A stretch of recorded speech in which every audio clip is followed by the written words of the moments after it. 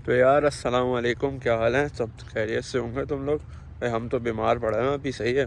तो मैंने सोचा यार आज बारिश हो रही है, ये भी नमाज़ पढ़ के निकला हूँ मैंने सोचा एक व्लॉग बनाया जाए जिसमें तुम लोगों को बताया जाए भाई कनाडा कैसे आया जाए, 2022 में कनाडा कैसे आया जाए।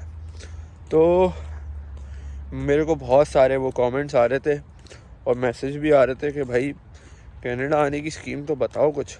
तो भाई अब मैं आपको ना तफसील से बताता हूँ कि कनाडा कैसे आया जा सकता है और आपको किन डॉक्यूमेंट्स की ज़रूरत पड़ेगी और किन उसकी पड़ेगी, एजेंट की ज़रूरत पड़ेगी या नहीं पड़ेगी। तो भाई सबसे पहली जो है ना, अगर आपको कनाडा आना है तो आपको जो है ना सबसे पहले आपको अपना इंटर क्लियर करना होगा, सही है। तो भाई सबसे पहले जो है ना आपको जो है ना अपना इंटर के पेपर देने होंगे, सही है।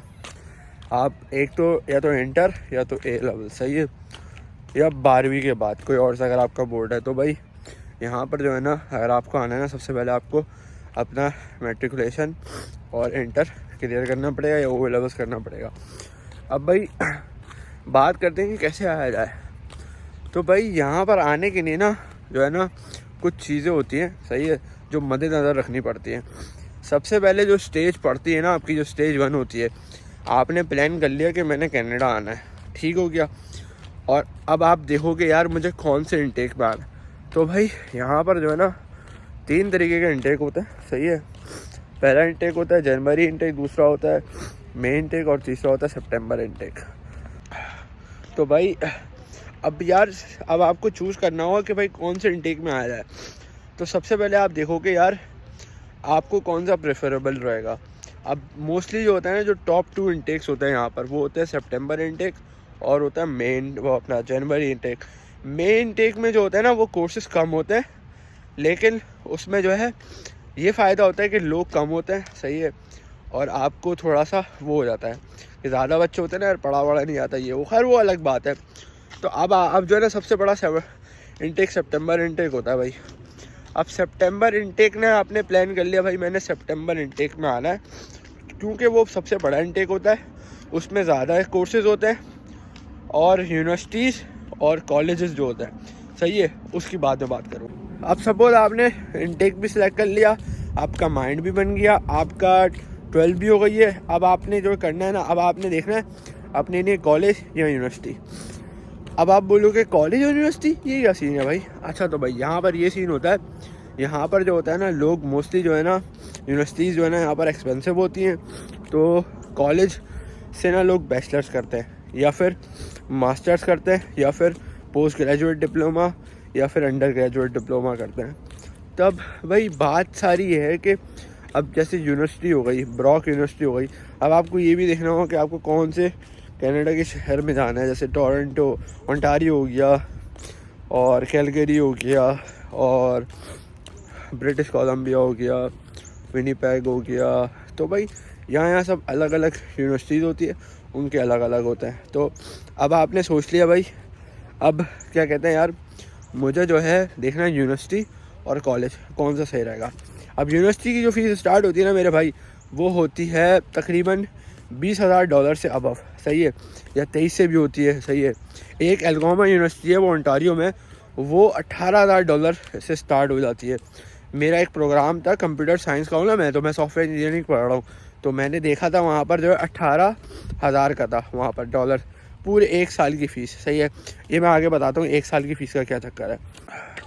तो अब ये है कि अब आपने देखा भाई यूनिवर्सिटीज़ तो हमारे को एक्सपेंसिव पड़ रही है, क्योंकि यहाँ पर जितनी भी यूनिवर्सिटीज़ है ना कोर्सेज़ की, सब $20,000-25,000 $30,000 से स्टार्ट होती है, सही है। और आपको जो है यहाँ पर जो है ना फ़ीस बहुत एक्सपेंसिव पड़ जाती है।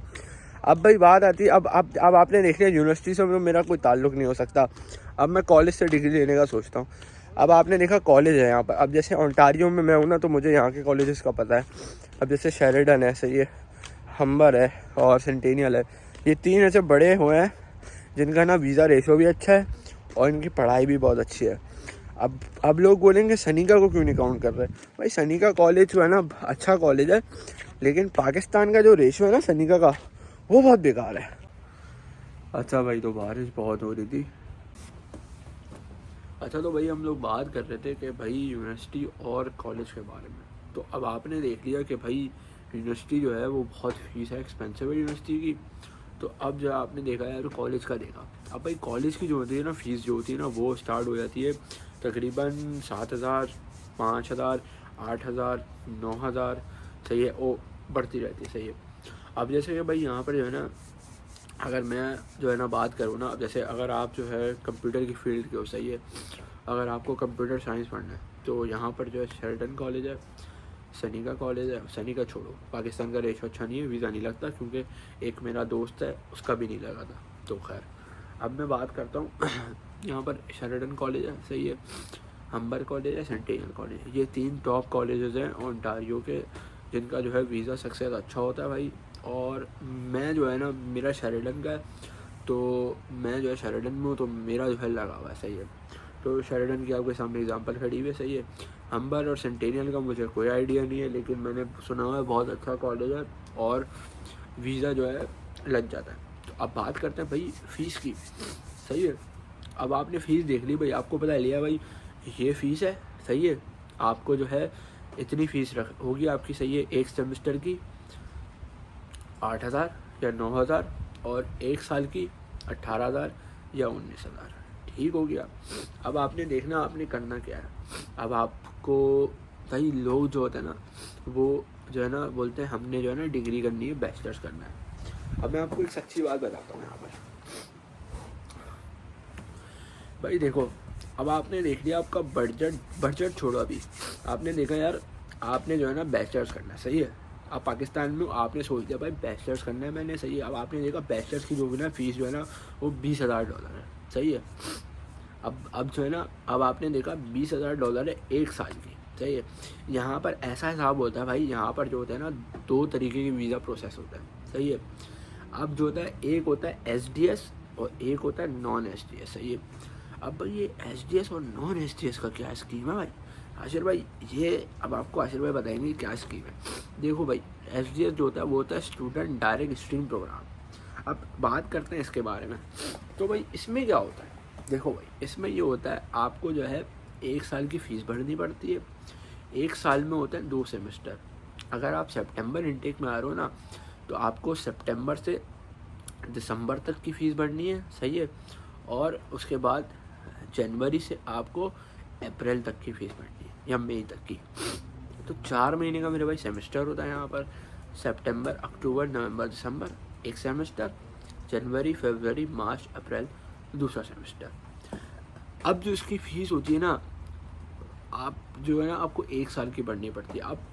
अब देखा जाता है कि आप बैचलर्स कर रहे हो या आप जो है मास्टर्स कर रहे हो या आप डिप्लोमा करने आ रहे हो अंडर ग्रेजुएट। अब आपने प्लान कर लिया भाई मैंने जो है बैचलर्स करना है, तो भाई अब आपने तय भी कर लिया कि यार मुझे कॉलेज से करना है, क्योंकि यूनिवर्सिटी का जो बैचलर्स होता है ना मेरे भाई वो 25,000, 26,000, $27,000 का होता है। और वो ही बंदा अफोर्ड कर सकता है जो बहुत अमीर हो, बहुत ज़्यादा जो है ना रिच हो भाई, जिसके अब्बू के बिज़नेस हो या उसका ख़ुद का बिज़नेस चल रहा हो। लेकिन ऐसा नॉर्मली नहीं होता, मोस्ट ऑफ द केस में नहीं होता। अब जिसका होता है वो होता है 20-30% जो होते हैं वो कर लेते हैं। सही है। अरेंज कर लेते हैं कुछ भाई। तो अब आपने जो है ना देख लिया 1 साल की मेरी ये फ़ीस भरनी है मुझे, SDS प्रोग्राम में बात कर रहा हूँ अभी। आपने 1 साल की फ़ीस भरनी है। सही है। वो हो गई $20,000 अगर आप जो है बैचलर्स करने आ रहे हो। सही है। 20,000 से स्टार्ट बता रहा हूँ, 20,000 नहीं बोल रहा। 24-25,000 भी हो सकती है, 26,000 भी हो सकती है फ़ीस। क्योंकि जब मैंने अपने टाइम पे देखी थी ना ब्रॉक, यॉर्क और मैकमास्टर, ये सब 26, 22, 27, 28, 32 पे जा रही थी। मैंने बोला नहीं भाई यूनिवर्सिटी तो मैंने जाना ही नहीं है। फिर मेरे को पता था कॉलेज का, यहाँ पर मेरे जो है ना जानने वाले बहुत थे, तो उन्होंने मुझे बता के रखा हुआ था, मैंने रिसर्च बहुत करी हुई थी। तो अब भाई शेरिडन का मैंने सोच लिया था शेरिडन में आना है। अब फॉर एग्जांपल अब आपने सोच लिया कि भाई बैचलर जो है मैंने करना है, लेकिन मैंने कॉलेज से करना है। अब कॉलेज की जो फ़ीस हो जाती है वो तकरीबन $19-20,000 हो जाती है बैचलर्स की। सही है भाई। प्रोग्राम के डिफरेंट होता है, प्रोग्राम वेरी करता है किस प्रोग्राम की क्या फ़ीस है। सही है। नॉर्मली मैंने बता दिया आपको 20,000 होती है, इससे अब भी हो सकती है, इससे हल्की सी कम भी हो सकती है, $1,000 कम होगी, इससे ज़्यादा नहीं होगी। अब जो है 1 साल की फ़ीस आपने भरनी है। सही है। उसके बाद आपने अब बात करते हैं GIC के बारे में। अभी GIC है भाई, अभी GIC कुछ इस तरीके से होता है, गारंटीड इन्वेस्टमेंट सर्टिफिकेट कुछ करके होता है ये, सही है। इसमें जो होता है ना, ये होता है कि भाई आपने जो है ना $10,000 भरने होते हैं इनके अकाउंट में, इनके नहीं, वो आपका ही अकाउंट होता है, आपको अकाउंट खुलवाना पड़ता है, सही है। वहाँ से बैठ के अकाउंट खुलता है, 5 मिनट में खुल जाता है। यहाँ पर बैंक होता है स्कॉशिया बैंक, CIBC बैंक, सही है। ये 2 होते हैं बैंक, सही है, जिसमें आप अपने अकाउंट खुलवाते हो, सही है, मोस्टली। तो अब जैसे मेरा अकाउंट है CIBC, अब देखो, अब आपने जो है, आप अकाउंट खुलवाओगे, आपने वहाँ पर ना $10,000 सबमिट करने पड़ते हैं, आपने डिपॉजिट करने होते हैं $10,000 ये दिखाने के लिए भाई मेरे पास जो है ना इनफ फंड्स हैं, मैं यहाँ रह सकता हूँ। अब वो 10,000 जो होते हैं ना डॉलर, वो आपके ही होते हैं। जब आप यहाँ आते हो ना, तो आपको हर महीने आहिस्ता आहिस्ता वो मिलने शुरू होते हैं। अब जैसे भाई मेरा जो केस था, उसमें जो है ना मैंने भी SDS से किया था, क्योंकि भाई SDS के जो है ना चांसेस बहुत ज़्यादा होते हैं, क्योंकि SDS का जो वीज़ा होता है ना, वो 20 दिन में आता है, किसी का 1 हफ्ते में आता है, किसी का 5 दिन में आता है, किसी का अगले दिन ही आ जाता है। वो तो कुदरत का निज़ाम है भाई, अल्लाह पाक जानते हैं किसका वीज़ा कब लिखा होगा, कितने दिन में आ जाएगा। खैर, तो अब जो है ना, अब आपने जो है ना वो खुलवाना पड़ता है अकाउंट। अब बात आती है कि अकाउंट कैसे खुलवाएं भाई। अब तो हमें तो कुछ नहीं पता यार। अब आशिर भाई आप ये भी बताएं क्या। अब भाई देखो, यहाँ पर बात आती है सबसे जो है ना गेम चेंजर की। जैसे ना गेम चेंजर होता है ना, आफरीदी आया, चलो भाई छक्का मारा, आखिरी ओवर में 2 छक्के मार दिया, स्विंग पे भाई वीज़ा लगवा दिया। तो यहाँ पर होता है कराची। अब मैं कराची में रहने वाला हूँ, सही है, मैं कराची से हूँ, तो मुझे कराची के बारे में पता है, मुझे और किसी के बारे में नहीं पता। जो लोग कराची में रहते हैं मैं उनको बता देता हूँ भाई। मैंने जो है टाइम कंसल्टेंट से करवाया था सारा जो है ना प्रोसेस, तो वो वाहिद मैं उनसे सेटिस्फाइड हूँ, क्योंकि भाई एक तो मेरे सारे जितने दोस्त हैं ना, मेरे कज़न वगैरह, दोस्त वगैरह जितने भी, उन्होंने वहीं से करवाया था। और उनका काम ऐसा होता है परफेक्ट, कोई मसला नहीं होता। अगर आपके प्रॉपर्टी पेपर्स में कुछ मसला आ गया, इधर उधर का काम है, निपटाना है, वो भाई आराम से आपका काम करवा देता है, ठीक है। टाइम कंसल्टेंट, लेकिन गुलशन इकबाल में इनकी नीपा पे ब्रांच है, सही है। आप नीपा पे जाओगे, नीपा से उल्टे हाथ पे मुड़ोगे आप, सही है, इम्तियाज़ वाली जो रोड है ना, उसी पे ही इनकी जो है वो है ब्रांच है। तो वहाँ पर जो है मैंने वहाँ से काम करवाया था। वहाँ पे प्रमोशन नहीं कर रहा, मैं सही बात बता रहा हूँ तुम लोगों को। क्योंकि भाई मैंने ये देखा है और मैंने ये सुना भी है, और मैंने अपने दोस्तों से भी पता करा है। वो लोगों ने मुझे बताया था भाई वहाँ पर जो होता है ना कंसल्टेंट जो होते हैं ना, पैसे खा लेते हैं आपके, और आपको बोलते हैं यार 50 लाख रुपए आप हमारे को दो, या आप हमारे को 1 करोड़ रुपए दो, या हमारे को इतने पैसे दो, हम आपका वीज़ा लगवा देंगे, ठीक हो क्या। ये होता है पूरा फ्रॉड, एंटायर फ्रॉड होता है, सही है, बहुत ज़बरदस्त फ्रॉड होता है। ये आप स्कैम में आए तो अब जो ना आप बोलोगे भाई टाइम कंसल्टेंट क्यों। टाइम कंसल्टेंट इसलिए भाई क्योंकि वो आपसे एक फ़ीस नहीं लेंगे, पहली तो बात है, 1 रुपया नहीं लेंगे आपसे, और आपका काम पूरा परफेक्ट करके देंगे, और इंशाल्लाह ताला आपका वीज़ा भी लग जाएगा। वो बात की बात है। अब आते हैं वापस SGS पे। तो मैंने आपको बता दिया, SGS में आपको 1 साल की फ़ीस देनी पड़ती है, आपको $10,000 कैनेडियन जमा करवाने पड़ते हैं किसी भी बैंक में, स्कॉशिया या CIBC में। मेरा मशवरा लोगे तो CIBC सही है भाई, स्कॉशिया का मुझे आइडिया नहीं, मैंने CIBC में करवाया था। अब बात करते हैं कि भाई और क्या करना होता है। अब सबसे बड़ी जो होती है ना शुरुआत जो होती है आपकी, जहाँ पर आप स्टार्ट लेते हो, जहाँ से आपकी ये बिगिनिंग होती है जर्नी की, जो आपका पहला स्टेज होता है वो होता है आइल्स। अब लोग बोलेंगे यार आइल्स, यार ये तो नहीं होगा हमसे, blah blah blah blah. I can't do IELTS. My English was not weak. My English was not good as far as Umar Akmal वाली इंग्लिश भी होगी ना मेरे भाई आपकी, तब भी आपका स्कोर आ जाता है। अब आप बोलोगे यार ये क्या बात करती है यार। देखो भाई IELTS जो है ना, मैं जो है ना मैं अपनी बात अगर करूँ ना, तो मेरी भी इंग्लिश कोई इतनी अच्छी नहीं थी, सही है, मतलब मेरी इंग्लिश अच्छी थी, सबकी अच्छी होती है, ये नहीं कि मैं किसी को डिमोटिवेट कर रहा हूँ, हम सबकी ऐसी होती है। और my name is and I cat the shop, ये सब होता है जो होता है। लेकिन जब आप हर दफ़ा बोलने लगते हो ना, तो आपके अंदर हैबिट आ जाती है। अब जैसे अब उर्दू में आपकी ज़बान चल रही है, एक वेरिएशन है, मोशन चल रहा है पूरा, सही है, तो आप उसको यूज़ टू हो जाते हो। तो खैर आइल्स की बाद में बात करेंगे भाई कैसे होता है, क्या होता है। आपको आइल्स देना पड़ता है। अब आइल्स में जो होता है 4 मॉड्यूल होते हैं भाई, स्पीकिंग और राइटिंग और रीडिंग और लिसनिंग होता है, सही है। अब ये आपको इस 4 मॉड्यूल के अंदर ना 6 बैंड लेने पड़ते हैं। इन सब में अगर आपका एक में भी 5.5 आ गया या 6 लेस देन आ गया तो आपको आप SDS की जो कैटेगरी होती है ना उससे आप रिजेक्ट हो जाते हो, आप इंक्लूड ही नहीं हो पाते। सही है। और ओवरऑल आपको जो है 6 चाहिए होता है या मोर देन 6 चाहिए होता है। सही है। अब जो है ना ये देख लिया आपने। सही है। अब आपने देख लिया भाई, आपने जो है ये देख लिया कि मेरा जो है ना आइल्स हो गया, मैंने 1 साल की डिपॉज़िट कर दी, वो 1 साल की फ़ीस डिपॉज़िट कर दी, पे कर दी मैंने कॉलेज को या यूनिवर्सिटी को। उसके बाद मैंने अपना अकाउंट भी जो है ना वो बना लिया और मैंने $10,000 जो है ना वो बनवा लिए, वो डिपॉज़िट करवा दिया। $10,000 डिपॉज़िट हो गया, आइल्स हो गया। अब बात आती है क्या कहते हैं ना, अब जो है ना फिर अब बात करते हैं अब फर्दर प्रोसेस की, अब क्या करना है। सही है। अब जो है नॉन SDS की पहले बात करता हूँ। अब नॉन SDS में भाई क्या होता है, नॉन SDS में ये होता है, अब जो लोग मतलब अफोर्ड नहीं कर सकते वो क्या करें, तो वो आते हैं नॉन SDS पे। अब नॉन SDS के पास क्या होता है, नॉन SDS में ये होता है भाई, इसके जो है ना ये है कि नॉन SDS में आपको जो है ना 1 सेमेस्टर की फ़ीस भरनी पड़ती है। फॉर एग्ज़ाम्पल जहाँ आपको 1 साल की फ़ीस भरनी पड़ती है ना, वहाँ पर SDS में वहाँ आपको 1 सेमेस्टर की भरनी पड़ती है। वहाँ 2 की भरते हैं, यहाँ 1 ही भरोगे। फॉर एग्ज़ाम्पल आपकी $18,000 है फ़ीस, वहाँ आपको 9,000 भरने पड़ेंगे। $9,000 आपने भर दिए। सही है। $9,000 आपने अरेंज कर लिए। अब आप जो है ना अब आपको है ना अब आपने बोला $9,000 तो अरेंज होगा, अब बताओ क्या करना है। अब इसमें जो है ना आइल्स का होता है कि अगर जो लोग आइल्स में रह जाते हैं, जिनके 5.5 आए थे, जिनके 5 आए थे, तो वो ये वाला प्रोसेस है वो करते हैं, चूज़ करते हैं। अब इसमें जो है 1 सेमेस्टर की फ़ीस और आइल्स का जिनका स्कोर कम होता है वो, और आपको बैंक स्टेटमेंट दिखानी पड़ती है। अब बैंक स्टेटमेंट कितनी दिखाए भाई आशिर भाई, अब बैंक स्टेटमेंट जो है ना अराउंड 45 to 50 lakhs दिखानी पड़ती है।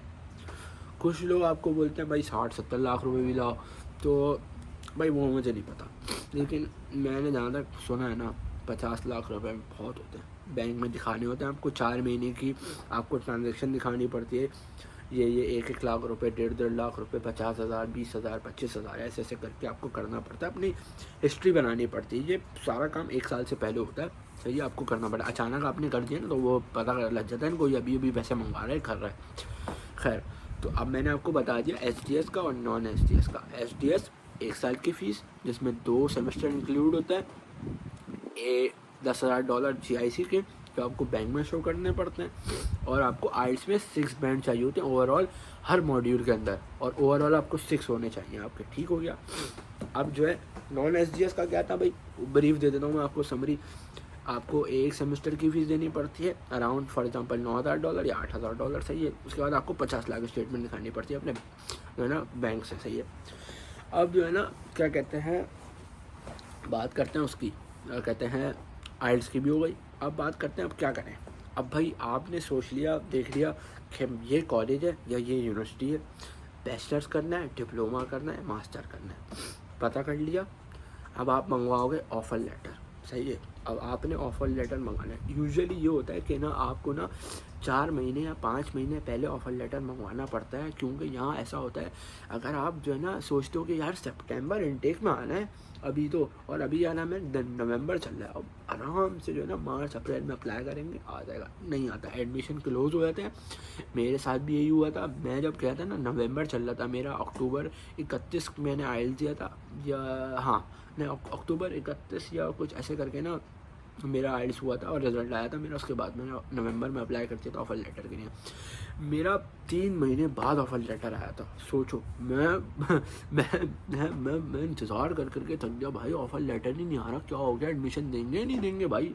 लेकिन अल्हम्दुलिल्लाह अल्लाह पर हमारे को यकीन था, तो हमारा ऑफ़र लेटर आ गया था। 1 तारीख फरवरी की जो है ना आ गया था ऑफ़र लेटर। ऑफ़र लेटर आ गया भाई, अब क्या करें, ऑफ़र लेटर आ गया आपका। अब आप जो है ना देखोगे, आपको जो है ना यहाँ पर जो है ना एक ये होता है कौन से बैंक से अकाउंट खुलवाएं। सही है। अब बात आती है यहाँ पर जो है ना पाकिस्तान में जो है ना बैंक होता है बैंक अल फलाह, अल हबीब और HBL, मीज़ान। सही है। मैंने जिस बैंक से करवाया था वो था मीज़ान, क्योंकि ज़्यादातर बैंक मुझे बोल रहे थे $US का अकाउंट खुलवाओ उससे भेजो, लेकिन वो बहुत लंबा प्रोसेस हो जाता है, पैसे बहुत कटते हैं उसमें, और पता नहीं क्या होता है, डॉलर आगे पीछे बढ़ जाता है। तो मीज़ान बैंक सबसे अच्छा है इस मामले में। मीज़ान बैंक ने मेरे PKR में पैसे भेजे थे, मेरी फ़ीस GIC वगैरह सब उसमें गया था, ठीक हो गया। तो Meezan bank is one of the greatest bank I think, because I have experience with Meezan. 5 star Chowrangi पे जो मीज़ान है ना, अपना परी मॉल से आगे जाओ आप सीधा, बिल्कुल 5 स्टार चुरंगी, और इससे पहले मीज़ान बैंक है, वहाँ पर जो है मैंने वहाँ से करवाया था मैंने पैसे डिपॉजिट करवाए थे सारे। सो आपने अब जो है ना, ऑफ़र लेटर आ गया, फ़ीस जमा करवा दी, उसके बाद आपने GIC भरा दिया। अब क्या है प्रोसेस, अब बताओ आशिर भाई क्या करें। ये हो गया। अब उसके बाद जो है ना, आपने जो है ना मेडिकल के लिए अप्लाई करना पड़ता है। आपको मेडिकल का टाइम दिया जाता है कि ये डेट है आपकी, मेडिकल के लिए आप आ जाओ। मुझे सही से नाम याद नहीं है मेडिकल का, क्या नाम होता है, IMI होता है या कौन सा होता है, वो आपने करवाना होता है। आप वो सारा काम ना कंसल्टेंट करके देता है, अगर आप कंसल्टेंट से करवा रहे हो ना, खुद भी कर सकते हो, सही है। तो खैर, अब मेडिकल आपने गया, आप सही है, मेडिकल में भी बड़ी ख्वारी होती है आपकी, आपको सुबह सुबह बुला लेते हैं और आपका शाम में नंबर आता है। वहाँ पर आपका चेस्ट एक्सरे होता है, वहाँ पर आपका यूरिन टेस्ट होता है, वहाँ पर आपका ब्लड टेस्ट होता है। तो ये सब करवा के आपका टेस्ट क्लियर हो गया। अब बात आती है चौथे स्टेप पे। अब चौथा स्टेप जो है ना, वो है बायोमेट्रिक। अब आपको बायोमेट्रिक करवाना होता है। बायोमेट्रिक जो होता है वो VFS होता है, वहाँ पर कनाडा की ये है, अपना 3 तलवार की साइड पर ही है, वहाँ पर आपको जाना पड़ता है, वहाँ पर आपको रजिस्ट्रेशन करनी पड़ती है, ऑनलाइन बुकिंग होती है उनकी वेबसाइट से। अगर आप कहीं भी, कराची में ऑफिस होता है, इस्लामाबाद में होता है ऑफिस, 2 जगह ऑफिस होते हैं इनके, आपको करवाना पड़ता है, VFS की बुकिंग होती है। आपने बायोमेट्रिक कराने गए, आपको बायोमेट्रिक की डेट दे दी, आप बायोमेट्रिक करा के आते, अगले दिन भी होता है बायोमेट्रिक का, कोई मसला नहीं है, वो जल्दी हो जाता है। बायोमेट्रिक करा के आ गया, सही है। उसके बाद आपने क्या करना है, आपको जो है वीज़ा फ़ीस देनी है, वीज़ा और बायोमेट्रिक फीस दे दिया आपने। अब जो है फिर आपने देख लिया कि भाई ये सब हो गया है, अब क्या करें। अब आप ये सब करवा लिया आपने।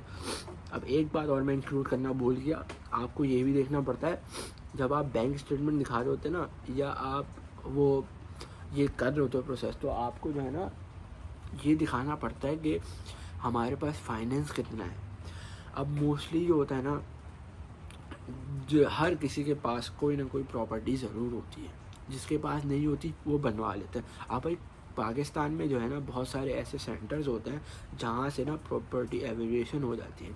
अब जैसे भाई आपके पास कोई, आपके अब्बू या अम्मी का जो है रेंट पे दिया हुआ है कोई घर, या कोई शोरूम, या कोई कुछ भी, फॉर इंस्टेंस है, तो उसका जो किराया आता है ना आपका, वो आता है तकरीबन महीने का 40,000, 30,000, 15, 20,000।